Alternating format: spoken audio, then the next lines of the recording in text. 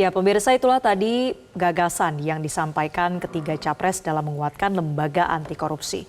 Dan untuk membahasnya telah bergabung bersama kami pakar hukum pidana sekaligus mantan hakim Asep Iwan Iriawan. Selamat pagi, Selamat Kang pagi, Asep. Kang Asep.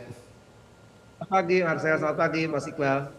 Ya, Kang Asep, tadi kita sudah dengarkan Anies Mohaimin ini satu-satunya paslon yang menyuarakan revisi Undang-Undang KPK untuk menguatkan kepercayaan publik pada KPK. Artinya ini gagasan dititik beratkan pada revisi Undang-Undang KPK. Anda setuju, Kang Asep? Dari tiganya kan kebanyakan juga semangatnya pemberantasan korupsi. Cuman semangatnya adalah bagaimana korupsi itu hilang. Tapi kan tidak mungkin, hanya bisa berkurang. Nah, ketika memang sekarang ada perubahan undang-undang KPK, ya pasti itu harus. Itu tidak terbantahkan dan wajib menurut saya. Jadi KPK kembalikan ke marwahnya. Jadi undang-undang yang kemarin diperbaiki yang terbaru 2019 itu harus dikembalikan ke asal. Karena kan persoalan salah satu persoalan KPK runtuh bahkan ya tidak dipercaya oleh publik ya karena ada perubahan undang-undang itu, maka KPK harus kembalikan dengan cara legislasi. Satu itu. Kedua, tadi percepatan ya, sekarang kan bukan ide, bukan wawasan, bukan gagasan, tapi percepatan ya, perbuatan. Bagaimana sekarang mereka tiga-tiganya kan hampir sama tuh tiga-tiganya. Nah, saya lebih senang kalau ada kesempatan itu mereka menjawab persoalan. Yuk, karena tiga-tiganya semangat pemberantasan korupsi, di DPR dipercepat legislasinya. Tadi perubahan undang-undang, ya kembalikan ke marwahnya. Kedua, perampasan aset, itu yang bisa dilakukan. Makanya sering saya katakan, ya bahwa sekarang ada 3 persoalan di KPK itu dari 8 masalah yang diajukan oleh KPK. Secara institusional, personal, prosedural. Artinya apa? Tiga-tiganya ini melalui legislasi tadi, ya dengan merubah tadi. Ya. Nah, personal misalkan cepat, bagaimana karena komisioner KPK ini kan sebagian bermasalah, ya 2 terutama Firly, kemudian sebelumnya. Nah ini kan bermasalah karena kegagalan masa lalu panselnya gitu kan dan DPR-nya. Nah sekarang menjawab pertanyaan publik bahwa ternyata rusak KPK ini persoalan personal kan, perbaiki cepat pansel, berhentikan cepat yang sekarang, ganti prosedural di undang-undang ya, jangan sampai ada 90 lebih pegawai KPK melakukan perbuatan korupsi jumlahnya miliaran. Kemudian juga institusional tadi di legislasi. Jadi kalau personal, institusional, prosedural cepat dirubah dengan legislasi, di antara di dalamnya merubah ya tatanan itu, tidak hanya gagasan. Misalkan sebelum pemilihan presiden, bisa ngajak, Pak Anies ngajak, Pak Prabowo, Pak Ganjar, kita pendukungnya partai ada mayoritas di DPR, yuk kita undangkan perampasan aset, selesai kok. Ya satu. Kedua, rubah atas sisi DPR kan, jadi tidak lama menunggu usulan pemerintah. Jadi semua itu bisa terlaksana kalau ada itikat baik dan bertiga-tiganya, tidak hanya di ide, di gagasan maupun di wawasan, tapi laksanakan. Bila perlu sebelum pemilihan presiden, ya sebelum hasilnya presiden disumpah Oktober atau besok-besok DPR sidang, ya udah ajak tiga-tiganya itu kan mayoritas di DPR. Ya. Oke. Kang Asep, kalau dari ketiga paslon ini satu hal yang nampaknya mereka sepakat nih, kompak adalah soal sosok pimpinan tertinggi dalam hal ini presiden yang harus menjadi contoh sebagai kunci keberhasilan pemberantasan korupsi. Tanggapan Anda terkait hal ini, Kang Asep?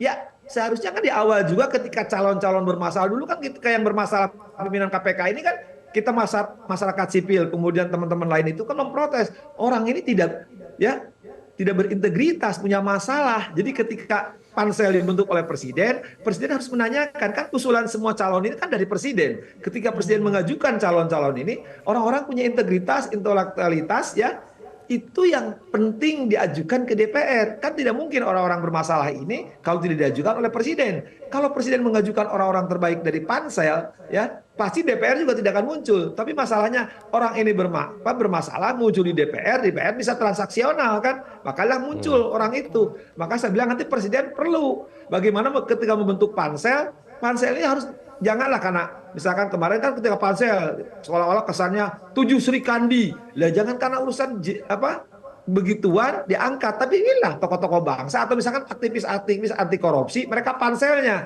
Ya kan banyak kita mengenal tokoh-tokoh anti korupsi ya, entah kelembagaan atau personal. Mereka kan tahu rekam jejak, misalnya rekam jejak calon-calon ini. Ajukan orang-orang yang suka teriak-teriak anti korupsi. Jangan ajukan orang-orang bermasalah, apalagi sebelumnya punya rekam jejak, ya.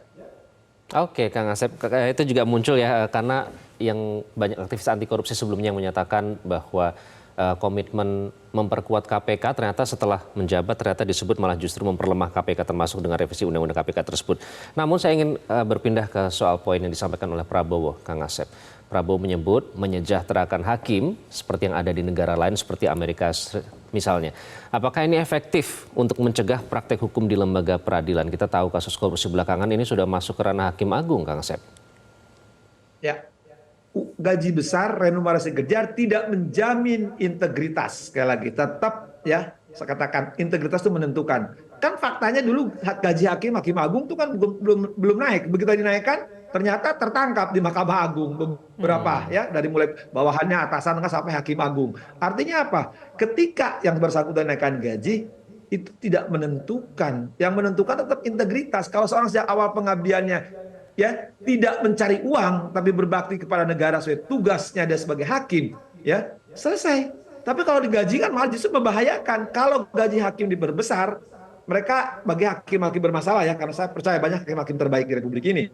Justru akan transaksional mengatakan misalnya gini sederhananya Mas Iqbal. Ya gaji gue aja 100 juta, masa lu mau nyuap 75 juta di bawah gaji gue dong. Nah itu, jadi semakin gaji tinggi, semakin transaksionalnya semakin tinggi juga tawarannya bagi hakim-hakim bermasalah ya. Oh, tapi jadi bagi kenaikan gaji itu bukan menjadi besar, insentif ya buat integritas, tidak begitu konsepnya ya?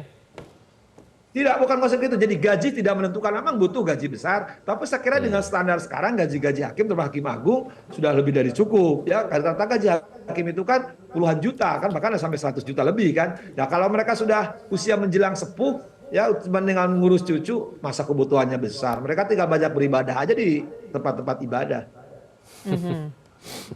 Oke. Iya.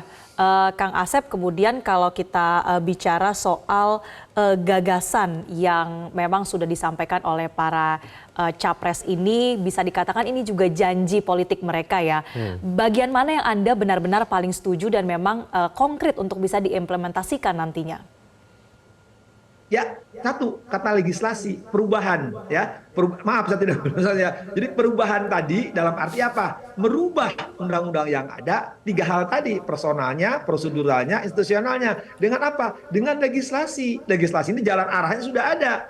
Tadi saya katakan di awal, ayo di DPR sama-sama bertiga kepada partai para pendukungnya, ya rubah itu undang-undang, ya kembalikan ke asal minimal, kembalikan ke asal, batalkan undang-undang itu, bikin yang baru tapi bisa menggunakan undang-undang yang lama. Artinya paling gampang inilah, sekarang kan Dewas ini boleh katakan ya begitulah keadaan. Dulu aja zaman bukan Dewas tapi pengawas internal itu lebih berhasil. Sekarang Pak Dewas, dengan adanya Dewas malah ada 90 lebih pegawai KPK dengan melakukan itu. Belum lagi tindakan-tindakan para komisionernya. Dulu jangan pengawas internal nggak begitu amat, tapi kalau salah satu dikatakan institusional di dalamnya dirubah ya dalam arti dengan legislasi, dengan untuk undang-undang dipercepat ya, jalan arahnya sudah ada, selesai kok. Ya kalau cuma ngomong-ngomong doang, ya omong-omong doang, ya percuma gitu.